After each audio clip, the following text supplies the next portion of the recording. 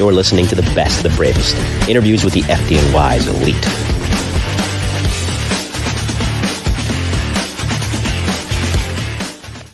I hate to toot my own horn, and I won't, but I just love that intro. I can't believe I actually put it together. And you know, that's what happens when I have 5 minutes of competence. You know, it's crazy what my brain can do, but that competence does not come by often.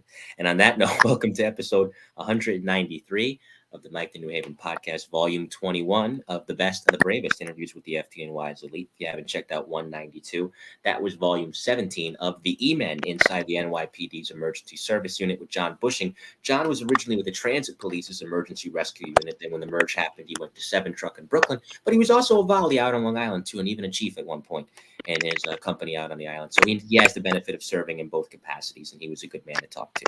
So tonight, this is something I've worked on for quite a while. We've been working on my next guest for a number of months, and he has the following quote: "The education of a firefighter and the continued education of a firefighter is what makes real firefighters. Continuous skill development is the core of progressive firefighting. We learn by doing and doing it again and again, both on the training ground and the fire ground," end quote. And he spent nearly 4 decades battling the Red Devil as one of the FDNY's saltiest smoke eaters, no stranger to the fire floor. He joined the FDNY in 1981, and for the next 39 years responded to any and all emergencies that came across his way. A firefighter for the first 13 years. His 1994 promotion would see him spend the last 26 as a lieutenant. An author as well. He's written about the job 4 years, one of his more recent projects being a book on FDNY engine operations. For volume 21 of the best of the bravest interviews with the FDNY's elite, retired FDNY Lieutenant Ray McCormack joins us now on the Mike the New Haven podcast. Lieutenant, welcome. How are you? I'm good, Mike. Thank you very much for having me. I know it was a long way to get together here. We had tried to do the show at several occasions, and basically I had conflicts of one type or another, but I'm happy we are finally here, and I'm looking forward to a great show. If I could just take 1 second, the other day, a good friend of mine passed, Jim Ellis from the Pittsburgh Bureau of Fire, and he was a good friend, co-instructor at FDIC, spent many years there teaching at FDIC, and I just want to say that all the firefighters listening, if you just keep his family in your thoughts and prayers, that would be greatly appreciated. Oh, no problem. And thank you for mentioning him. I didn't know him, but I'll definitely do my homework on him. I'm sure he was a great man. So my thoughts and prayers to Mr. Ellis's family and friends as well, both in the fire service and fleshly family as well. So, you know, before we get into your career, you know, where did you start out, and when did you first get interested in the job? And when I say when did you start out, where did you grow up? I grew up in Cypress Hills, Brooklyn. They refer to it now as East New York, right near the border of Queens, but Brooklyn. And my father was a firefighter, and I kind of ended up following in his footsteps, although somewhat reluctantly. I was young when I took the exam. I was probably 18 when I took the written exam and then the corresponding physical. And then my name came up. I guess I was 23 when my name came up. I just turned 23. And I was working at CBS Television at the time in Manhattan. And I loved Manhattan. And that job wasn't going anywhere fast. I worked with a couple of fellows I went to college with. They were working in different parts of the building as well, Black Rock on 51st and 6th. And it turned out I was like ready for a change. So with his guidance and, you know, obviously pride, I entered the fire academy in November of 81. And things were a little shorter back then. I was out by towards the end of December 81 and stepped into the firehouse. I ended up working in Manhattan, Ladder Company 24, which is in with Engine 1 and the 3rd Division at the time. And I spent 13 wonderful years there before I got promoted. And, you know, working in Manhattan, especially Midtown, was almost like the news. It's like an ever-changing event and cycle there. One day you're going to, you know, a tour, never mind one day. In a tour, you could be taking in a subway fire or an emergency down there. You're in an elevator on the 80th floor of a building. You're going to a tenement or a brownstone. The variation that I was subjected to and lived with there was a wonderful education, and it never got boring because everything changed every day. When they firefighters say there's a lot of challenges, there really is, and working in that area was very challenging in the sense that you had to be on your toes, so to speak, because of the fact that we went to this different type of response uh, all day long. And I was the first firefighter in the company after they had suffered a line of duty death. They had lost a firefighter in Macy's department store.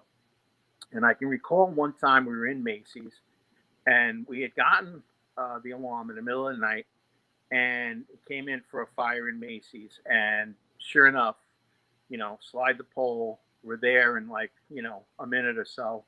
And it was just like, wow, this is how fast these things can happen. And this is how fast a firefighter's life can change.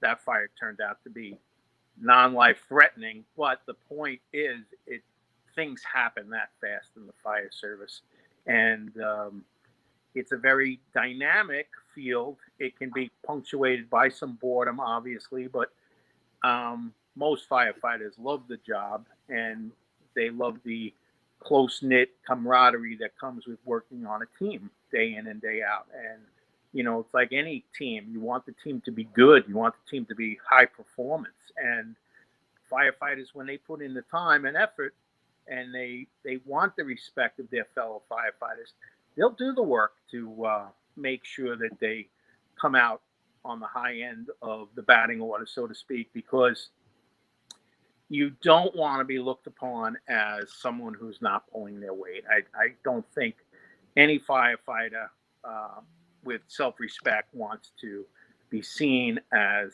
the weak link, so to speak, in the chain, because as the saying goes, you're only as strong as your weakest link.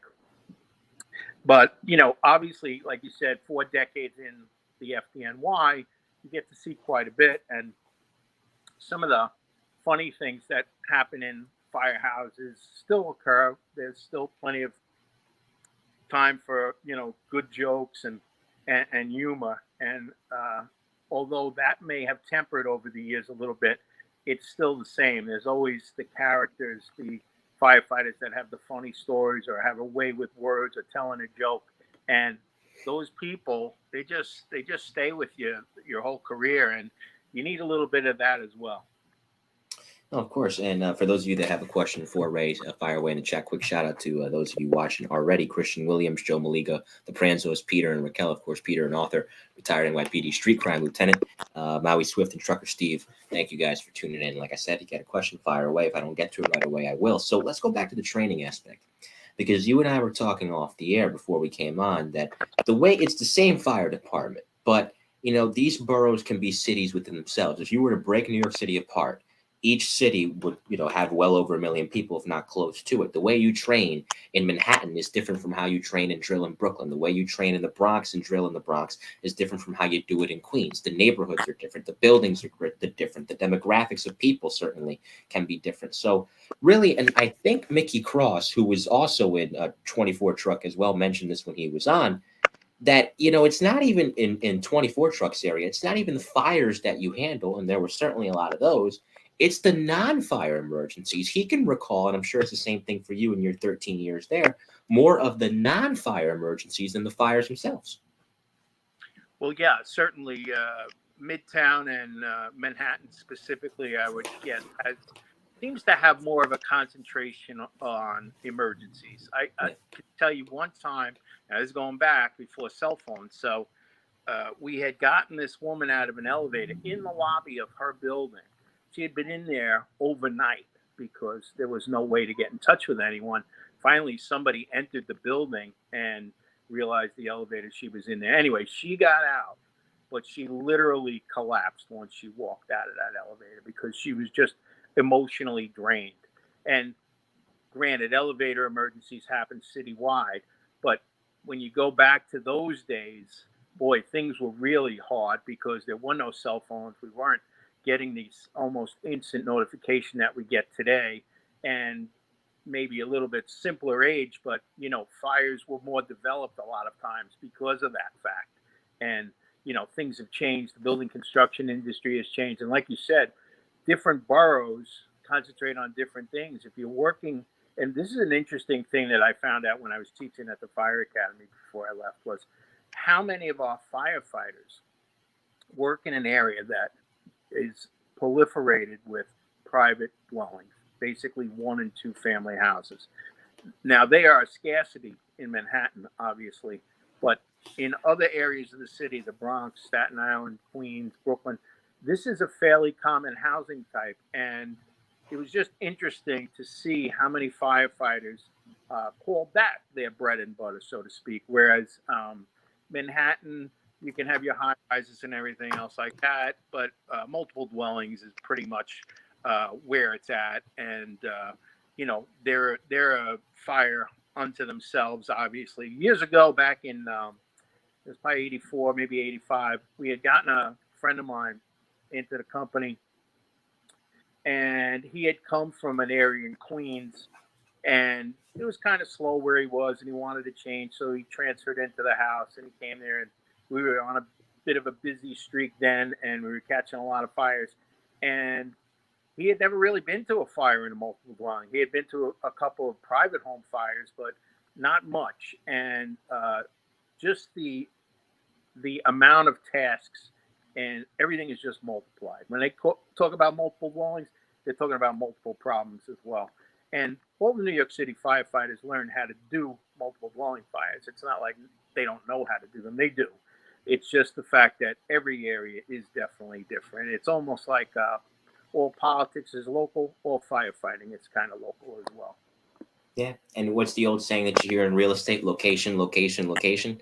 It's the same thing really in any kind of emergency work, but especially firefighting. And that's just it. This is a densely crowded area too. Because for those of you that don't know where 24 Truck is, I mean, you mentioned it's Midtown. Madison Square Garden's right nearby. And it doesn't matter if it's hockey season or basketball season or whatever. I mean, it's always busy. There's concerts. Obviously, you got traffic for the Knicks games, traffic for the Rangers games, and so many businesses around. Just getting to these emergencies is a challenge in and of itself, because to drive a heavy truck of any sort through New York City is preposterously dangerous and a challenge that should be an Olympic sport. But lights and sirens screaming, you got pedestrians in the way, you got cars in the way, and sometimes they don't want to get out of your way. It doesn't matter how hard you hit that horn. So just tell me about trying to get there in the first place in a densely crowded area like that. Well, I was a relief chauffeur, a backup chauffeur. Most companies have assigned drivers that are assigned to the officer. So I would fill in during vacations or things like that, or get a detail to another company. So in my own house, though, I'd get to drive on occasion as well. And I always enjoyed driving. When you work in an area like that, if you're going to let the traffic get to you, you're not going to last very long in that position. You have to let it kind of roll off your back a bit, because the amount of cars, the amount of taxis, trucks, things like that, they could teach chauffeur school in Midtown Manhattan, because you would go down 31st Street, the firehouse is on 31st Street, and literally you'd be zigging around this way around one truck and then having to go to the other side of the street to get past another one, and have, a very minimal amount of room. Every time that they would respond to go uptown, they had to go onto 7th Avenue and make a right in towards traffic. So I remember we were relocated there one time from 28, and we're relocated there. And I told the driver that. I said, listen, to go uptown, you're going to have to go against 4 lanes of traffic here. And he looked at me. He's like, are you kidding me? I said, no, I'm deadly serious. They do it every day. I'm not, just making this up. This is how you have to go to get uptown.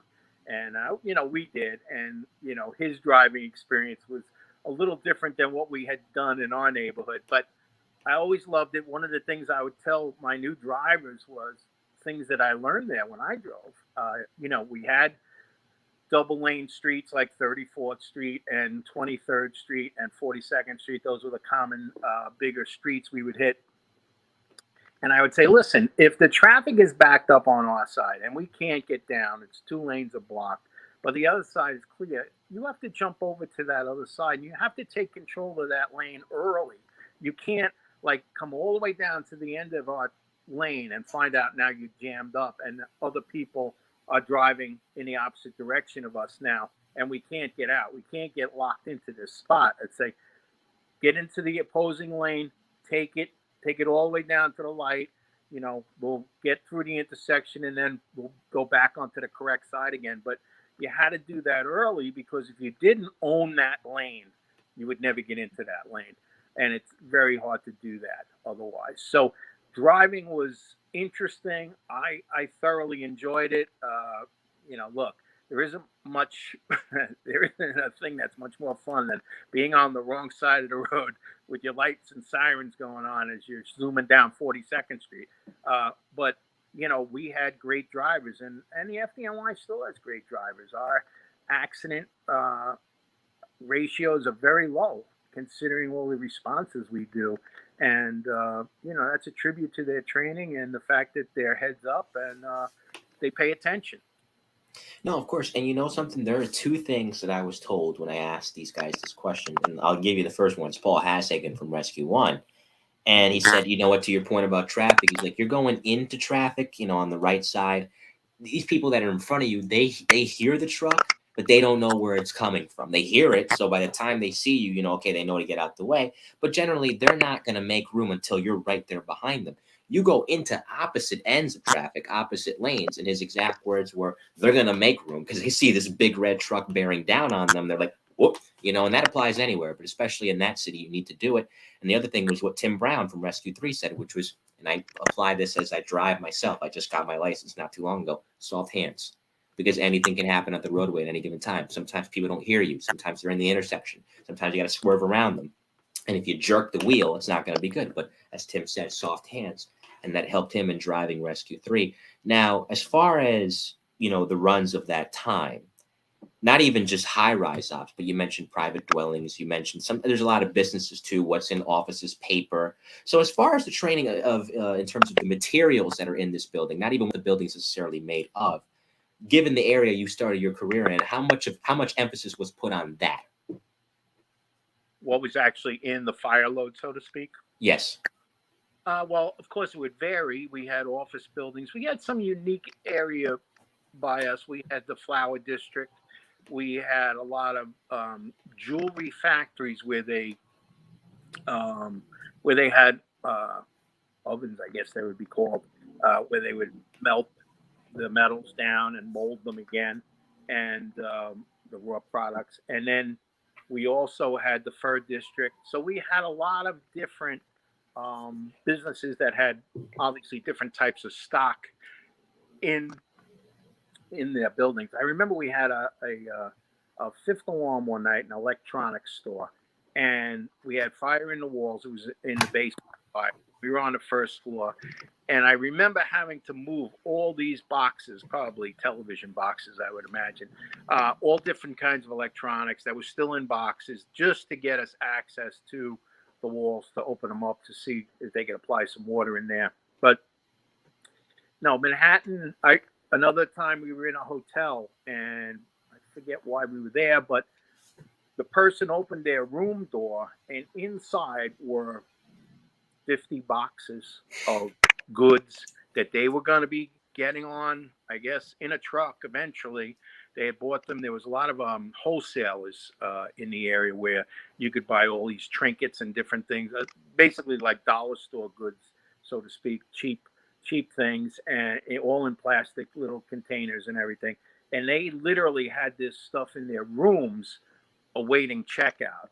So, I mean, you never knew what you were going to run into, but that's what made it very interesting. And another thing that was interesting was our company officers. Our company officers came from generally busier areas in the other boroughs, Brooklyn, the Bronx. We had a lot of well-seasoned company officers who had gone to a decent amount of fires in the 70s, some of them in the 60s and 70s.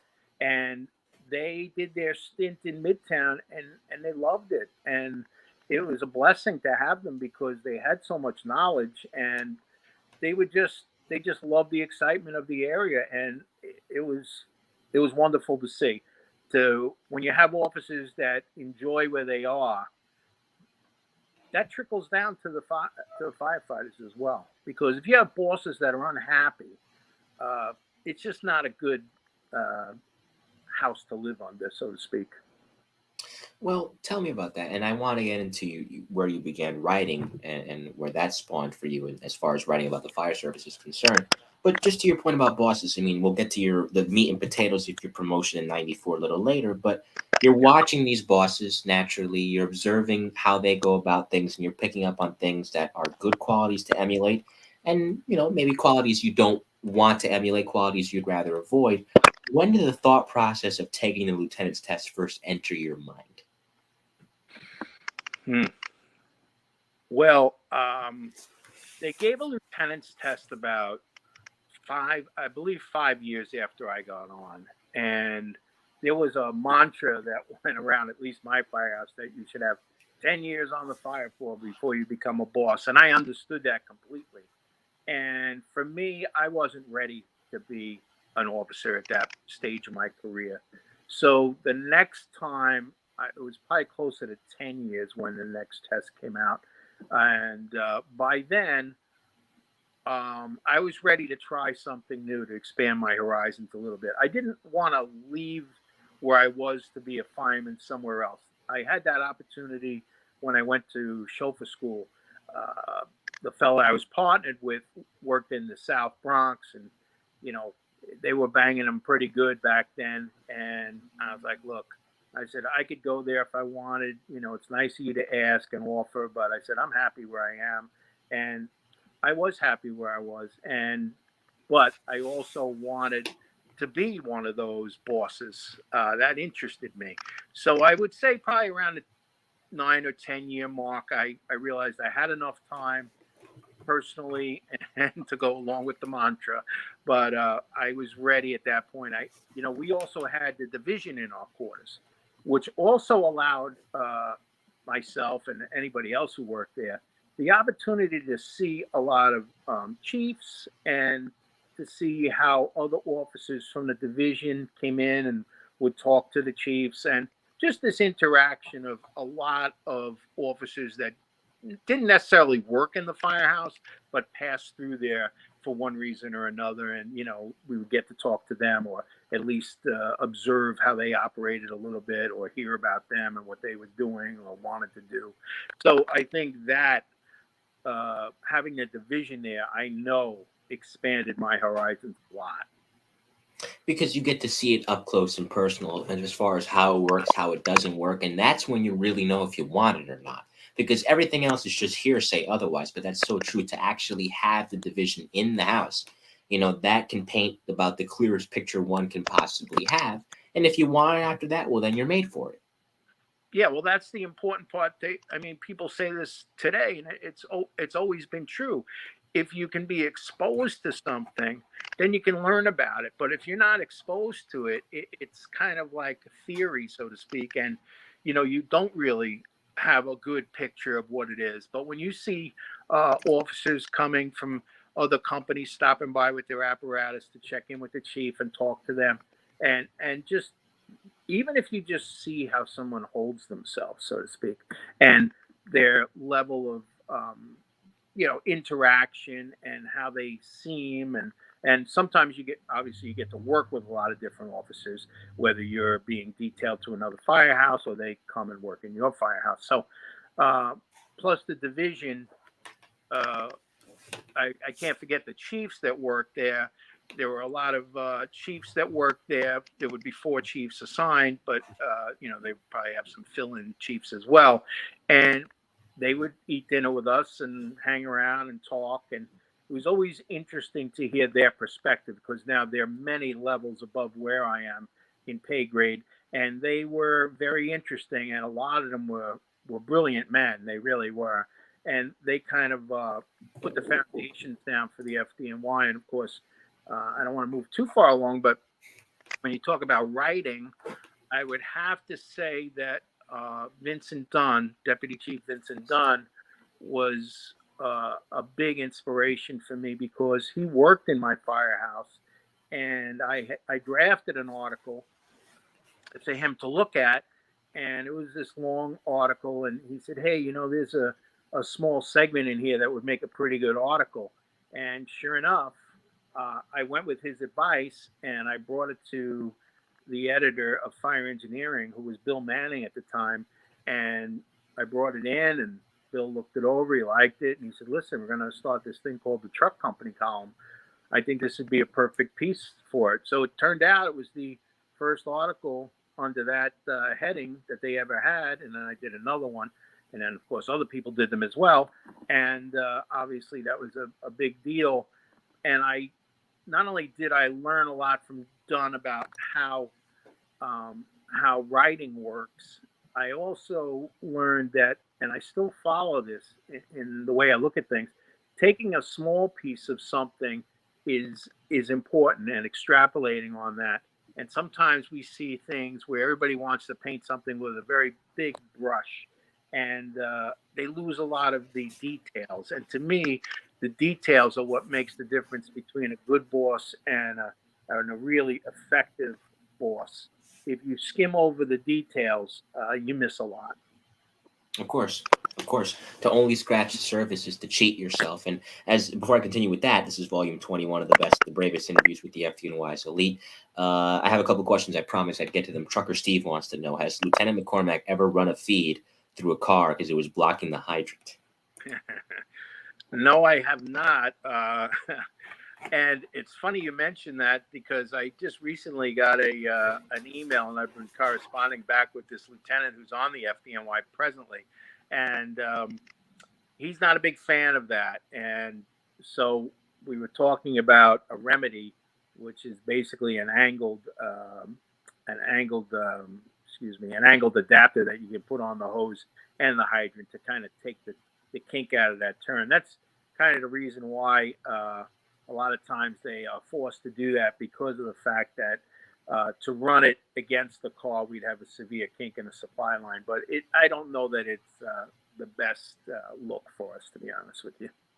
Yeah, public sentiment usually does side with the FD on it, because I mean, people generally, firemen get the benefit of the doubt. Fire Understood. department, and exactly understood. You are blocking the hydrant there, and that's could be the difference between lives being saved or casualties.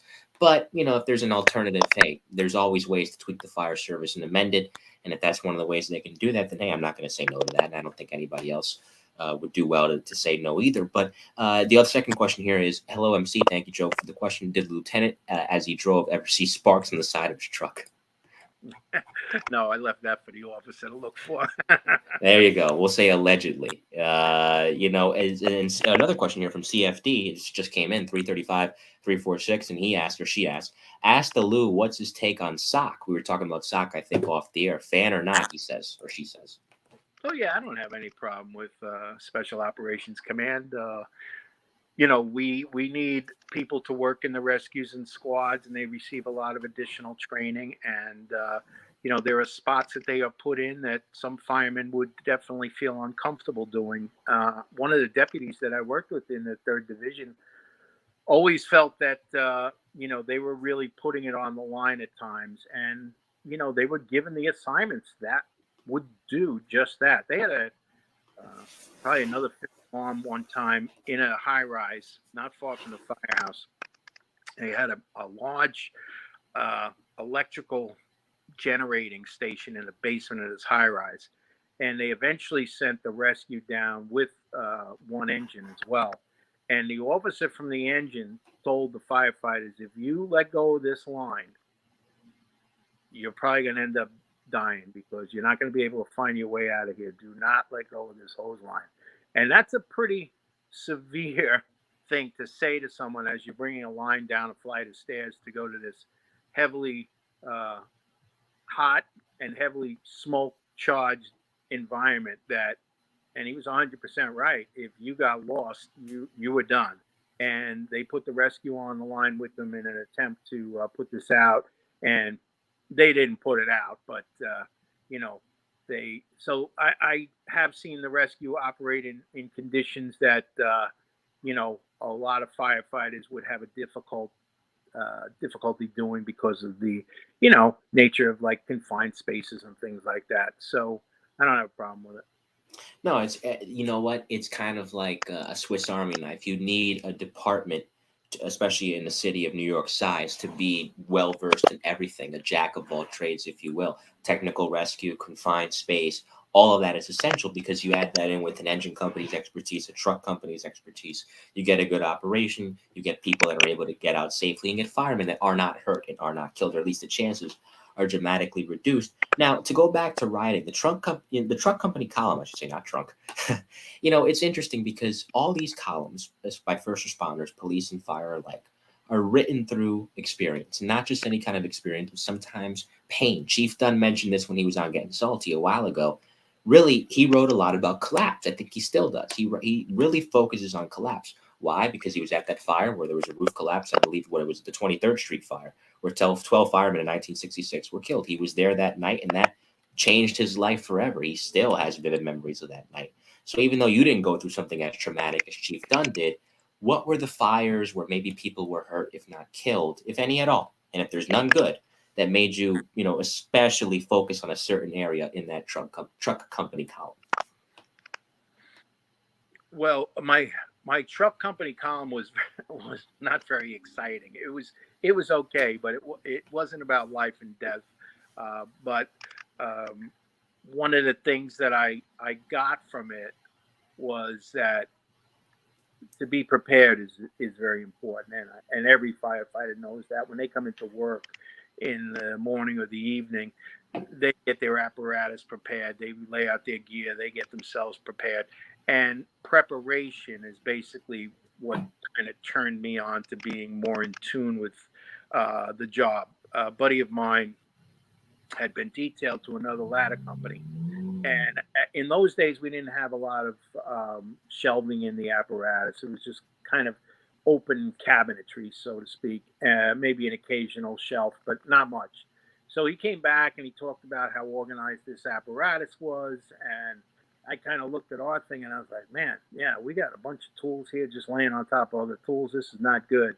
So I asked the captain if I could rework the one cabinet, and he gave me permission, and I did it. And then I ended up going all the way around the fire truck and did the whole thing. And that kind of put me in a new orbit, so to speak, because I realized there's more to coming to work than just coming to work. There's other things you can do. And we did a lot of things around that firehouse. And, it's funny. I was there probably 2 years ago, maybe.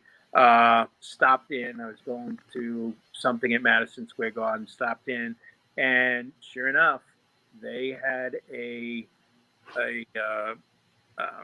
platform that we had made for the holiday party about 30 years ago. They still used it. So, and that was made during one of those nights where we would be hammering and nailing and drilling till like 2 in the morning. And I got to say, the chiefs never complained about it. We were always trying to do something better around the firehouse, and there's no place better to work on your carpentry skills than somewhere else first.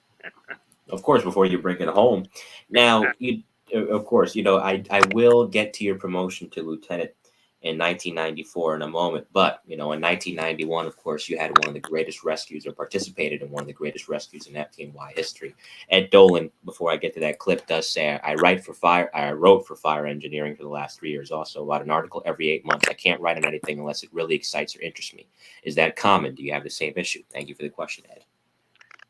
Well, yeah, all my articles have to interest me, obviously. But what I fell into there for a while, which I still enjoyed doing, is writing like a blog, because a blog idea will come to you and then I can bang that out pretty quickly, and it's digested, it's put out, it's digested for that day, and it's in the garbage the next. That's kind of how it works. But an article certainly requires a bit more time, because your technical articles are just that. You have to be technically accurate. A blog, I can kind of run my opinion around a topic, and you'll either like my opinion or you won't, but hopefully you'll enjoy the way the piece was written at the very least. But when you do a technical article, you have to give it the time and you have to let it breathe a little. I only one piece I wrote years ago that I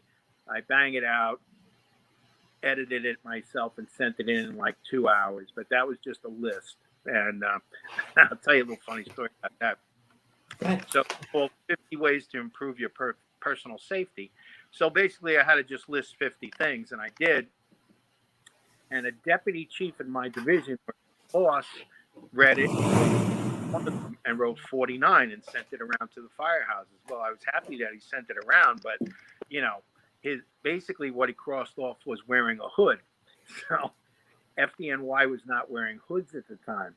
So years later, I saw him at a company function, and I said to him, I said, "Hey, remember that piece?" And he said, "Yeah, I remember." I said, "I guess I was right. How we eventually went with the hoods." He's like, "Yeah, you were right," but he says, and he was very straight. He says, "I couldn't let that go because we weren't using them yet." I said, "Well, I didn't write it for the FDNY. You know, I wrote it just in general." And that's another thing that writers, of course, have to be aware of, is that you're not, unless you're specifically writing for, like I've done for WNYF, our in-house magazine, I've written for them. But if you're writing for a national publication, you have to think a little outside of your own box. Otherwise, it's not going to ring very well. And what was Tommy Brennan's old line, the late, great Tommy Brennan? You can never learn enough about a job that can kill you. Yeah, that's for sure.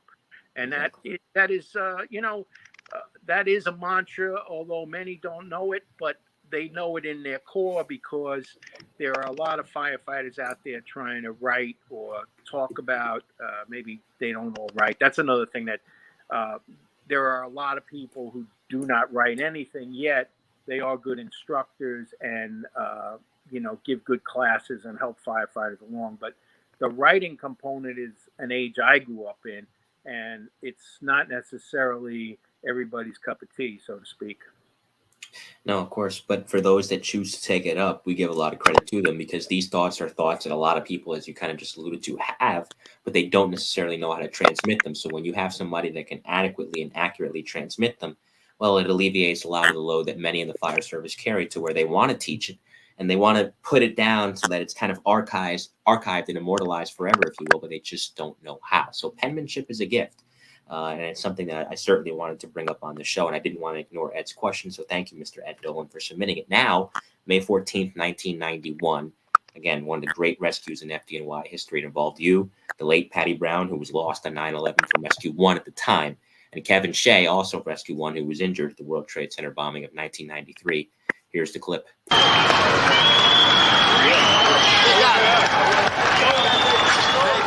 As soon as they brought him inside the building, everybody was cheering. He even waved. The fireman waved, and just to show that, hey, New York's all right.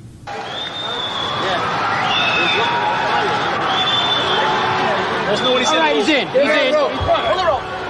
You were happy for 2 seconds, and then you knew you had to get right back to work, because there was another man on 48th Street side.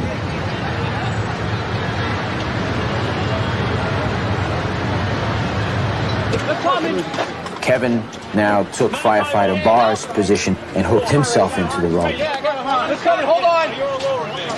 All right, Kevin. All right, go. Firefighter Ray McCormack was with another ladder company. A fireman handed me the rope and asked me if I knew how to do this. There is a certain amount of trust that firemen have with each other, but this was an extremely critical situation. There was no time for lies. And I said to him, yes, I do know how to do it. And that was no bull. All right, go ahead. We're ready, Lou. Go. He was giving the orders to lower, and I watched the rope go through my hands, and the rope was already frayed. And that, sent a shiver through my body, that the rope was already frayed.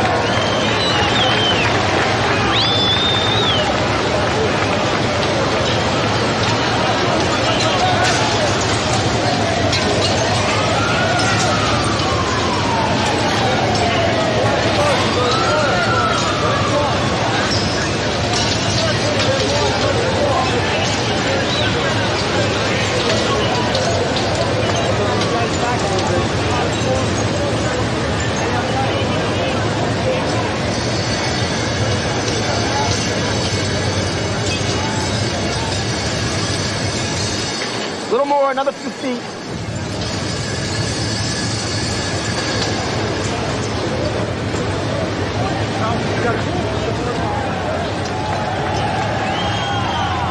The people on the street were unbelievable. You could hear them. 13 flights up.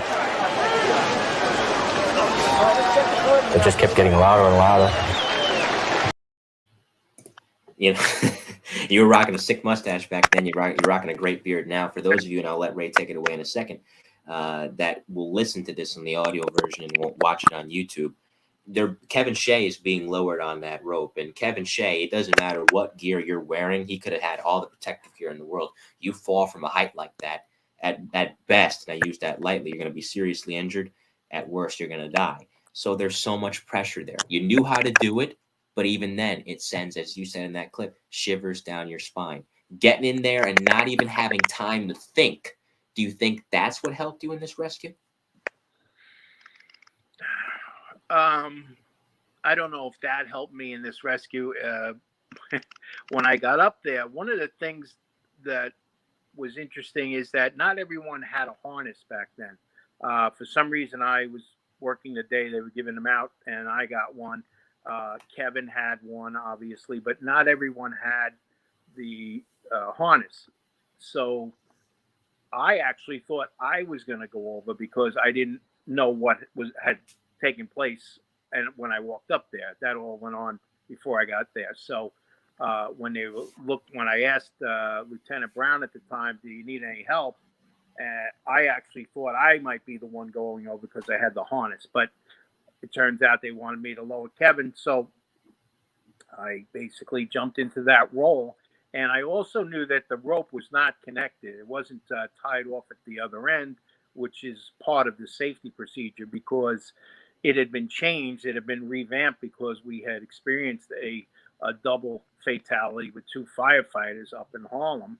And so they had redone the whole rope. It was treated like it still is to this day, treated as sort of a very sacred piece of equipment.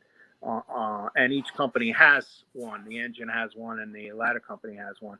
So Patty Brown was in charge of it. You can see, obviously, it takes more than 2 people to do this. And, you know, it was basically the highlight of my career without realizing it maybe that day. But, you know, I've had so many firefighters talk to me over the years about how that whole rescue inspired them and to be firefighters. And I fully understand that. You can hear the applause of the people in the street after the rescues were completed. And what a lot of people don't know is that was a recording studio that was on fire, and the smoke, you know, we kind of had like a wind-driven fire there in a sense, because you'll notice that the smoke comes in and it goes out and it changes direction, and it was extremely toxic smoke. Climbing up the stairs, a couple of levels down, you could smell it. It's just all rubber and plastic burning off the wires, and very nasty. And you know, the rescue, we were assigned, I was in ladder 24 that day, and we were assigned, I believe, as an extra ladder company or the second ladder company. I'm not 100% sure. And so, you know, we were there. It turns out I was there, and I ended up assisting them. It's usually just the opposite. Usually the rescue might be assisting, you know, the regular company. But, yeah, it was just an amazing event.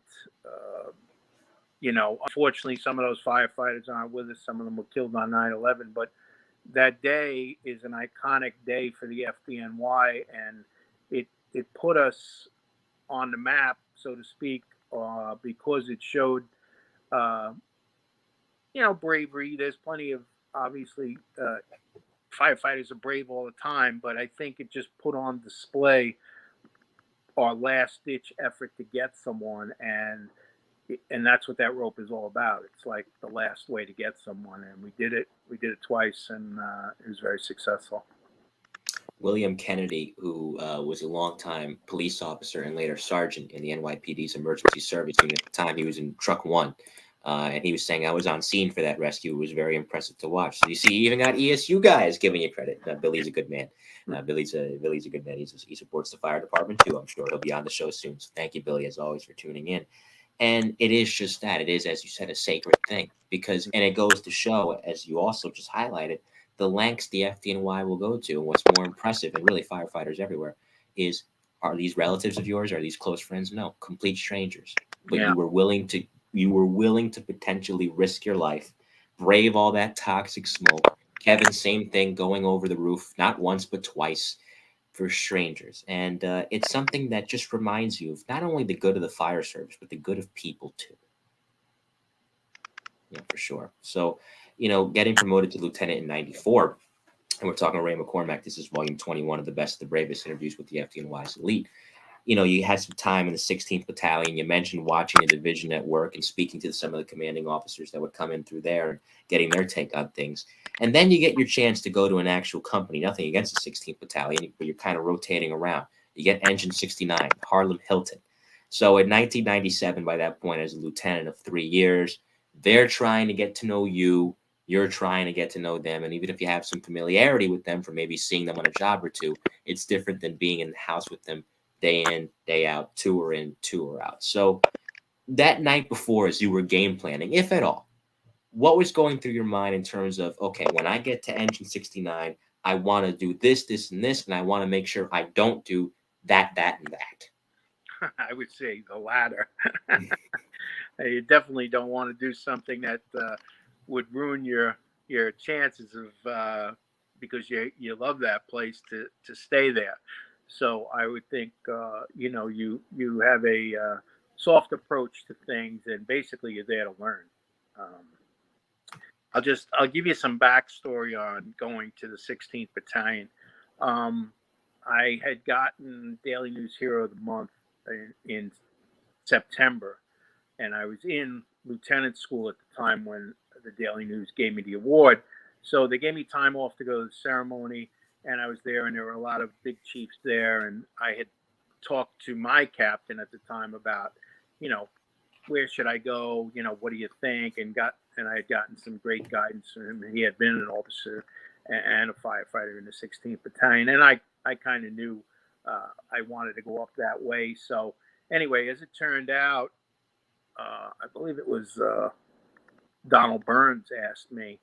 He said, where would you like to go? And this is just a battalion placement. You're not getting a company. So I said the 16th Battalion, and I was one of 60 bosses to get that. So, it lucked out. I lucked out, and so anyway, that doesn't seal anything. That's just, where your check is going to come to, basically. It's going to be your home base, hopefully. And over the course of basically a little over 2 years, I bounced, and then I did a stint in Ladder 31 for about 6 months, probably because I told the senior covering lieutenant that I was probably going to go to 69, and the next thing I know, he went there and I didn't. So I went to 31 truck as a bit of a consolation prize they gave me. They said, hey, listen, the boss is out of there for about a month. You can go there. And I was like, all right, fine. I went there, and that turned into 6 months, and I ended up loving that place. It was a 82 engine Ladder 31, and just a great firehouse, great people, and I was so thankful for the opportunity to have worked there. And I was asked if I wanted to go there, and I said, listen, I appreciate the offer, but I had already. Patty Brown had asked me if I wanted to come to 69, and that's where I had set my heart on, and that's where I wanted to go. So I was always grateful for the time I spent in Ladder 31. I was there for 6 months, and out of those 2 years, that was a great opportunity to get to know, what it was like to be an officer in a place long term, because most of the time you're there for a couple of tours for a vacation, and then you're out of the place. So that gave me a good, idea of what's to be expected on sort of like a daily basis when you're there, as a little bit more permanent than just filling in for a vacation. So I went to 69 for about another 6 months before the order finally came down that I got the assignment. So, but when you my first run in 69, when I went there on a vacation spot, I went to a fire, my first run, and I was like, wow, this is awesome. I mean, any officer would like that. But it also opened my eyes to the fact that I was pretty green on the engine stuff. I really was. And the fact that, I had to double down on paying attention to what was going on and really, really learn what I needed to learn, because I was dealing with some firefighters that were just super. They were all seasoned, and our senior firefighters were very seasoned and gracious to the point where they would allow the younger firefighters to take the nozzle, and just kind of help them along. They take the backup position and just kind of see to the fact that they did okay. And that helped me tremendously as well. And I would just say the company functioned at such a level that, uh, we would go out, we would drill. I loved to drill. We were blessed with a lot of vacant buildings, so we could actually do the work of an engine company inside these buildings. And that gave us a lot of time to experiment and work on different things. And the firefighters that were involved in that, especially the young ones, they got a great education. And I have to thank our senior firefighters that were there, because they indulged all of this. And they had a steady diet of fires, which was great. They were blessed with that, and it allowed me to fast forward pretty quickly in learning the ropes that I needed to learn. And it's interesting because it pretty much answered one of the questions I wanted to ask you about first do engine work in Harlem. But it sounds like it was busy, to the extent that, was it the war years of the 60s, 70s, and 80s? No, but it was definitely still something that did not leave you twiddling your thumbs for too long in between runs. There was always something to do. And with any good fire officer, even if you're not necessarily out on runs, you're drilling the men, you're refining your craft, you're looking for different things to sharpen up on, so that when those runs do come, you're ready to go and you know what to do. One of the things I did want to ask you about, though, is when you went there at such a unique time period, 96, 97. Well, 97 is when you went there, but 96 is when the merger happened, because this was the great time of mergers in New York. First, you had the major police merger of the three departments becoming one, and then you had EMS and FDNY merging the very next year in 96, which led to more CFRD runs for the engine company specifically. And you see that a lot across America. Majority of the runs here in New Haven for the fire department are EMS runs. Did you like those? Did you not like those? How'd you feel about that? Well, I wasn't a big fan of medical runs, no. And that wasn't because they didn't want to help anybody, but it seemed like a lot of them were people that weren't in necessarily dire medical need, just as much as they wanted to kind of legitimize their ambulance call, I suppose. And the fire department was assigned to we were supposed to only take like cardiac calls, I believe, but we were taking the gamut of calls, so it would get a little frustrating. On the plus side, you got to see the insides of buildings, and you helped people that really needed it. Some of the other people, I felt bad for the doctors more than anybody else. I mean, spend all that time in medical school, and you have people that really, I don't know if they even needed medical attention, some of them, but they needed some sort of attention. And we were thrust into a world we had never really experienced. When I started out, Engine 1 didn't do any medical calls. Nobody did. And when I left, they were up to about 3,000 medical calls a year. So, the neighborhood changes a little bit. There's more people and everything, but why does the fire service suffer from this proliferation of medical calls that are typically, not always, but typically unfounded or not time sensitive? Let's put it that way. We'll just say not time sensitive, because, we have fire trucks that are responding with several firefighters on there. Fire trucks are not really built to be doing that constantly. And then the other thing that happens is you do a bunch of those, and then a fire comes in. You've worked your people. Believe me, you've worked your people. And my hat's off to the medical. When we finally, merged, so to speak, with EMS, we were getting a lot of great firefighters who had medical training, and it really is an asset to have that. But that was their, I guess, first love. For many of the FDNY firefighters, it was not love; it was just something they got thrust upon them, and they dealt with it. But I believe now that they have a much, much, much better relationship with the medical branch of the FDNY, especially after, the COVID and everything else working together. So, but I know that it can be quite a drain on working companies to take in like a lot of medical calls in a given tour. It's tough. And it's not just New York. It's all over the country. And you know what? It's funny because I was having this conversation with a retired high-ranking NYPD chief.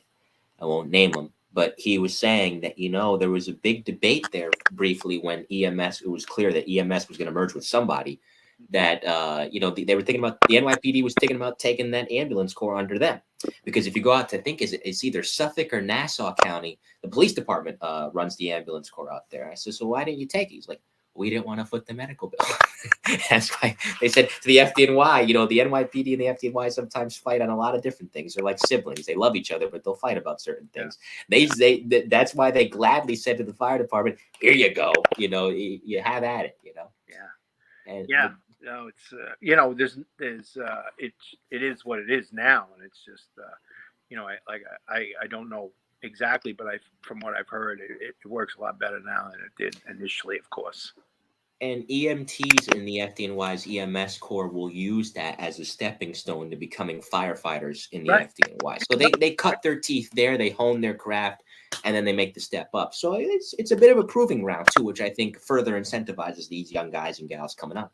Oh, I agree. I mean, their work shift is difficult, and they put their time in there, and it's considered a promotion, and it's a great way to start, and maybe eventually it will be the way to start. I don't know, but no, we had great success with the people who came from EMS and came into the FDNY.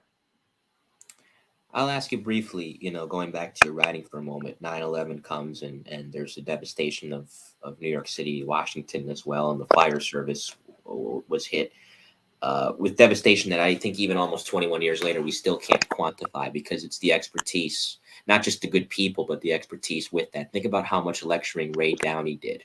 Think about how much lecturing, we were talking about him off the air, Andy Fredericks of Squad 18 did. And all these men not only died, but their expertise died with them.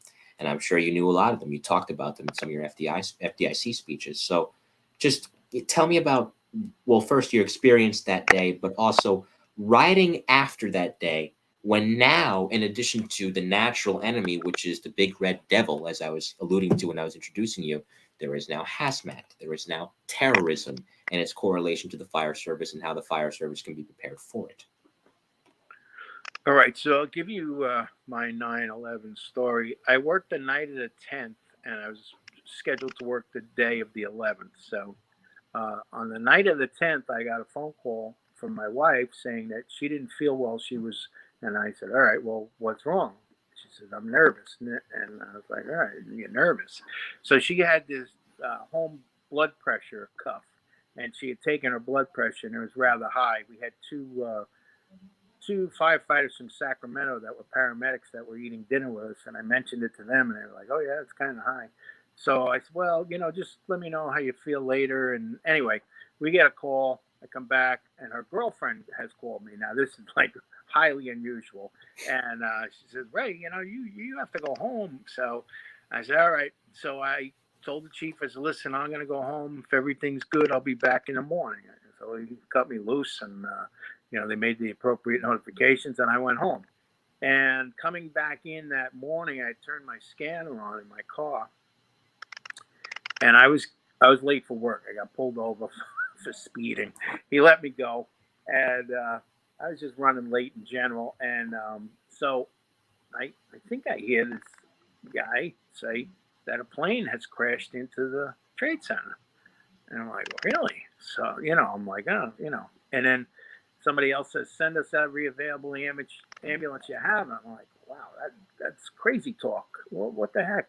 And I look up, and I could see it from that vantage point on the highway. I got in the shoulder, and I drove to the firehouse. So when I got to the firehouse, the first plane had hit already. And talking to one of my the fella that had stood in for me about, he says, what do you think? And I says, yeah, we're gonna, I hope we go to this thing, because this is the biggest job I've ever seen. I want to be part of it. And then second plane hit, and then, we knew it had turned to something completely different than what we thought it was originally.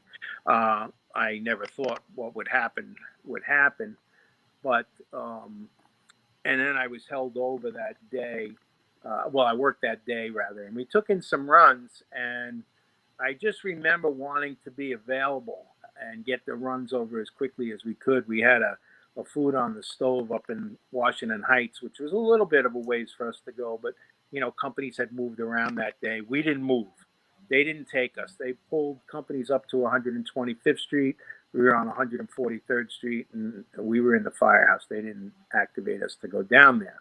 So we go to this call, and the truck boss is kind of hemming and hawing about what to do. And I finally said, listen, you got to pop that door, and we got to find out what's going on here, because I don't want to be up here. And we got the thing settled in a few minutes, and then my driver told me over the radio that a plane had hit the Pentagon. And even though I had witnessed what I had witnessed, and I was still like, that can't be. And it was. And that the whole day was very obviously surreal. And then the times after that, the calls just were, they weren't as frequent, luckily. People kind of, I think, calmed down on calling the fire department after 9/11 for a little bit. And just, we came to work, but we're kind of probably going through the motions a little bit because everybody was very distracted over what had happened. And, we had gotten a list of who was missing, and it just ran for pages and pages. It was sick how thick it was. And, I had worked downtown, and, I had also been on for just under 20 years, basically 20 years. So I knew a lot of the firefighters and officers on that list. And of course the list became true. And, so, it never leaves you if you're an FDNY firefighter that went through 9/11. There are people that responded from all over the country to help us out, and that was great, and we are thankful to them. But I guess the damage or the memory for FDNY firefighters is a lot stronger, because we went on to like one day on, one day off, and that day off was pretty much either spent down at the Trade Center or at a funeral, and this went on for a protracted amount of time.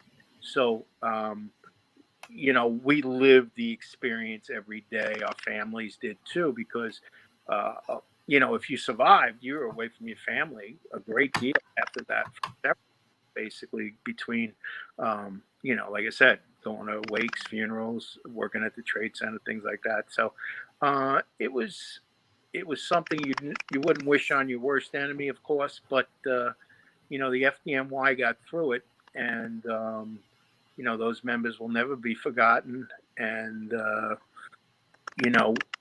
it was just a terrible tragedy, obviously, but we came through it on the other side. And 20 years hence, we're a strong fire department. We've had firefighters join whose parents were killed on 9/11. I mean, that takes a special kind of commitment there. And we're in business every day of the week, 365. That's what we do. And I'll ask you, to your point, you had hit 20 years. And a lot of guys from the NYPD, from the FDNY after that said, you know what, I'm out. I'm going to go down to the pension section. I'm going to put in my papers. Some guys, you know, the exact quote I remember from one of my bomb squad friends was, why am I going to stick around and wait for the next one to just die? And I lived through this one just to die in the next one. I might as well just leave now. You didn't. And there were a lot of guys from both departments that, despite being more than eligible, and nobody would have blamed them if they left, stuck around. What made you stick around and not retire?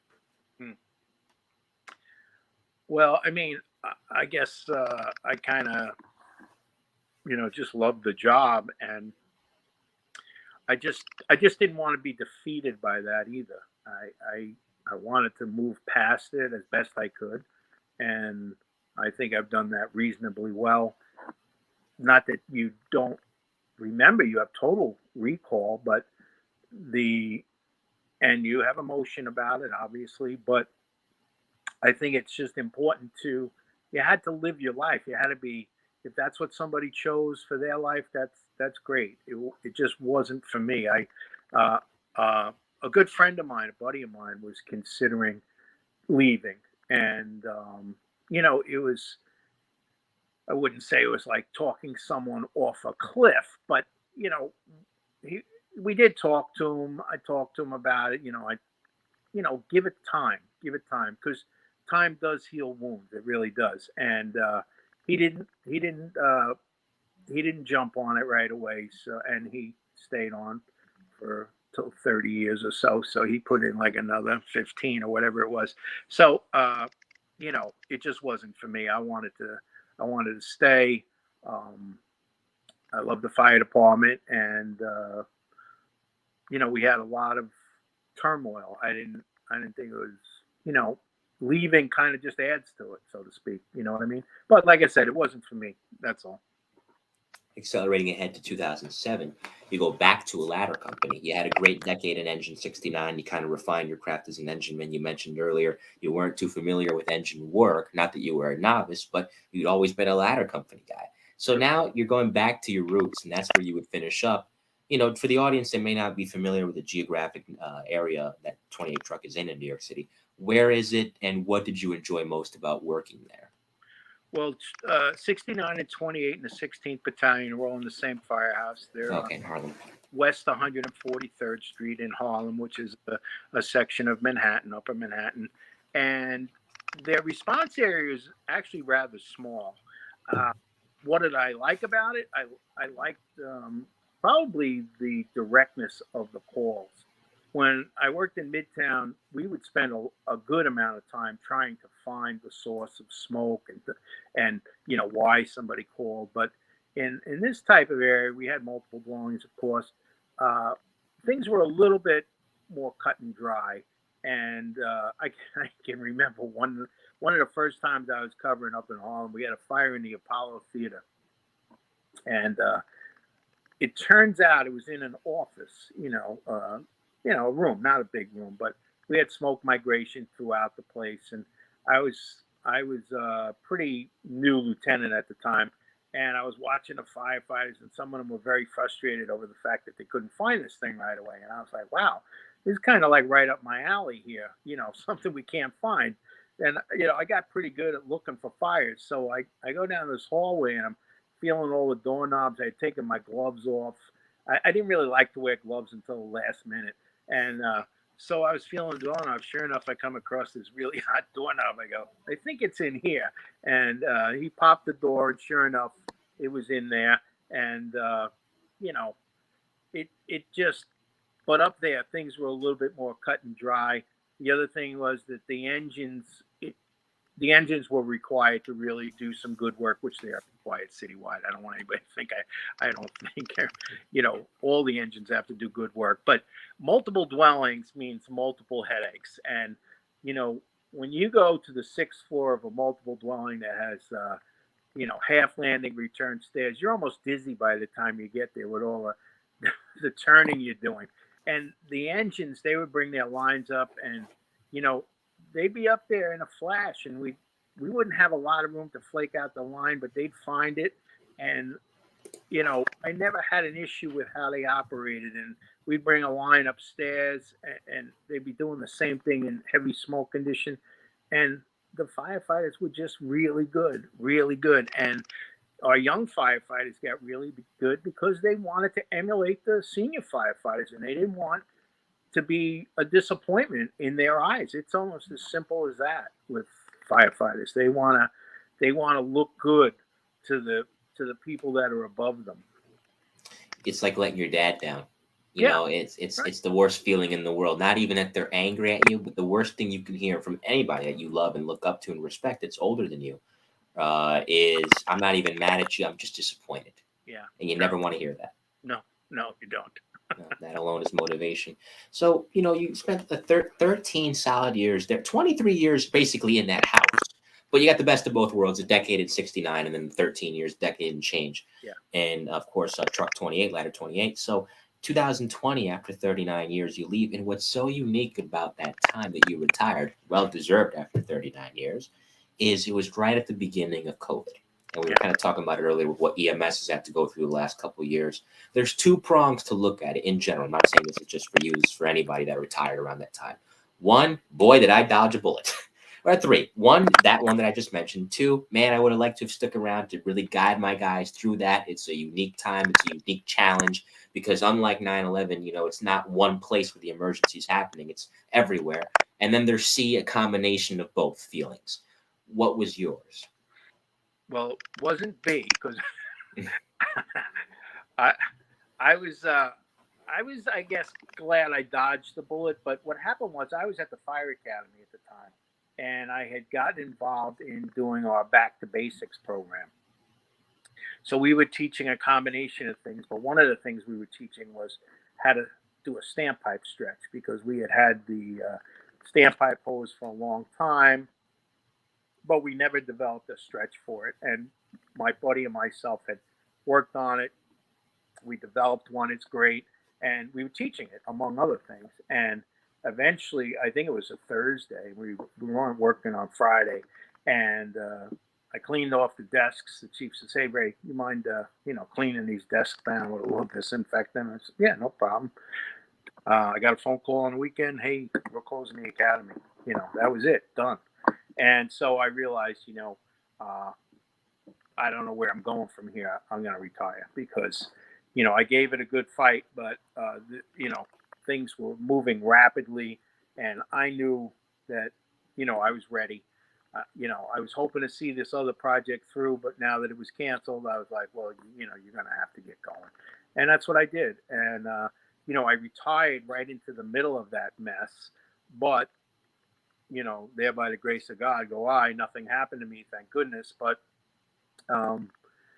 it was a little disappointing to say the least because, my wife and I, we felt kind of restricted by the whole atmosphere of what was going on. And, I knew the workload had severely increased for the FDNY engines, especially.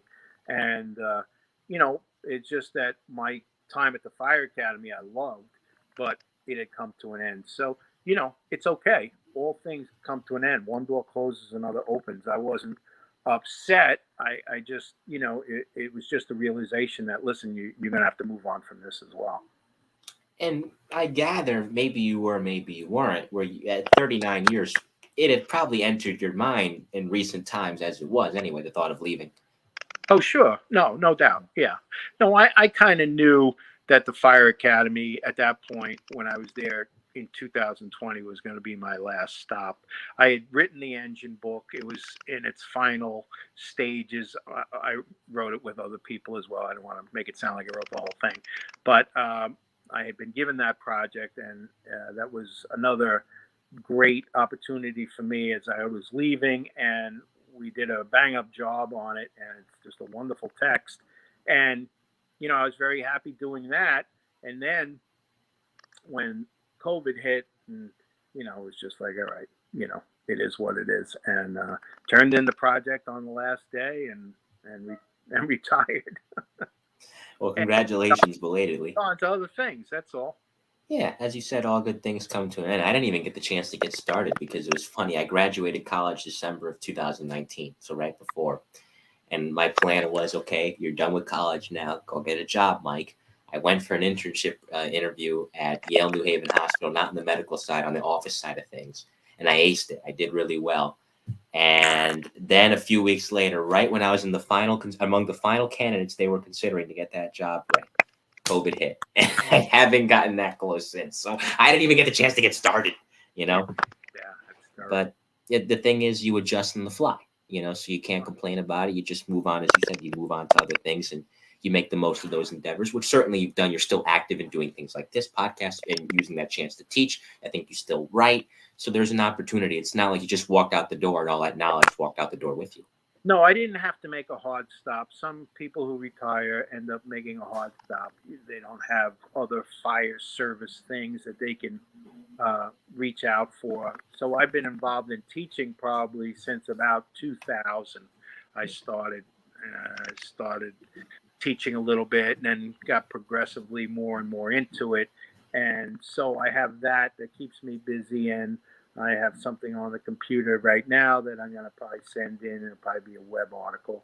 So yeah, I like to keep my hand in it, and just kind of, it's what makes me happy. It's not like I'm trying to do something necessarily. It's just whatever I feel like I want to do, I do. And I've kind of always been that way. So there's no necessarily grand plan. It just kind of go along. Day by day. Now, you know, listen, I went easy on you for this hour and 17. Now it's time for the rapid fire. Now I'm going to turn up the heat on you, you know, Lieutenant. You thought it was hot on the fire floor. It's going to get hot now for the rapid fire. I will give you an out, though, much like there's an exit in a fire building, you know, on the fire floor, I should say. There is a chance you could say pass on this. I'll give you that. Are you ready? I guess so, yeah. All right. So it's 5 hit and run questions from me, 5 hit and run answers from you. The first is, guys played pranks on each other in the firehouse all the time. Funniest firehouse story you can recall. Oh, boy. Oh, all right. One of the guys went and got a lottery ticket with the winning numbers on it and put it in the stack of all the tickets from the previous night that were losers. And of course, they spotted the winning numbers, and people were calling their wives and trying to arrange trips. And he saw it was really going kind of sideways. And he said, "Hey, did you look at the date on that ticket?" And then all of a sudden you get a guy in there, he thinks he's hit the jackpot. I never liked you. I'm out of here. Yep. Oh yeah. You know? Yeah. So that's what, people were starting to, call up and order themselves vacations. He finally had to say, "Hey, listen, look at the ticket." And then of course they wanted to kill him. Understandably. Secondly, perfectly, funniest colleagues you ever worked with in firehouse. Well, there were some firefighters that could just tell a good story or always had a joke. Some just had like this biting, cutting edge about them that, you knew not to cross them because they'd shred you up. I remember we had a boss from Brooklyn that the other boss said, "Oh, he's a buddy of mine. He's a major ball breaker." Well, he got to this firehouse and he wasn't as major as he thought he was. Well, and it'll humble you real quick. Third most uplifting job you ever responded to,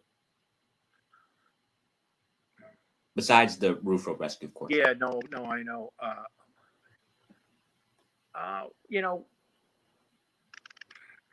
Uplifting. Well, I mean, there's a lot of things that we've done that were sort of missions of mercy, if you will. I've seen a lot of firefighters do kindnesses, extend kindness to people while we were working. I'll just tell you a nice thing that happened one night. We were working. It was New Year's Eve. We had a stuck elevator in a loft building, and we had to go through a Fox lock, which is a pretty difficult lock. And they were counting down the clock, and basically we got them out. There was probably about 10 people in this elevator. We got them out through the hatch at the top, and they were able to make the party and catch midnight, and we caught it with them. There you go. That works out nice. It's a nice little happy memory to have. Fourth, favorite bar or restaurant in New York City? Oof, favorite bar or restaurant? Wow. Wow. I like some of the bars downtown. I don't, down by Lafayette, down by Ladder 20, there's some really good places.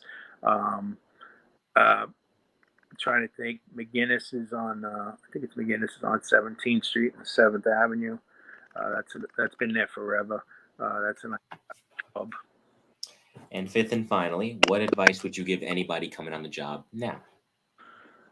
Make your day about work. I always say that. Make your day about work, and you can have some time for yourself, obviously, but put the job number one. You came in the door, make it number one. Keep it that way for as long as you can during the day. And then when you get some downtime, you know, that's your time, obviously, but give of yourself, you know, mind, body, spirit, and it won't be a sacrifice. It'll be enjoyable. I think the people who fight it, they're the ones that don't have a good time. You know, the fire department is still a place where you can come in that day, leave your baggage at the door, which I still believe in. Leave your baggage at the door and try and get in that cocoon of your coworkers and work to make it a good day and a better place and help the people that call you. It's not that hard to do. You just have to stay a little focused. And it is a noble calling, and what can be better than coming into somebody's home or, you know, or at work in their hour of need and helping them and helping that person not only get through that situation, but potentially live another day, you know, if it's really that dire situation. You're lucky to have a job like that, a career like that. The time goes fast. That is for sure. The time definitely goes fast, but you know, the memories you share and the events that you go to are dynamic, and you know, it's just it gives you a life of gives you a good life in the sense that you're going to work and you're trying to do the right thing, you're trying to help somebody, and you're doing that as a career. That adds up in the end. That's a lot of good stuff you've done. This has been great. Don't sign off yet. We'll say goodbye off the air. Any shout outs you want to give to anyone or anything before I briefly say goodbye to the audience?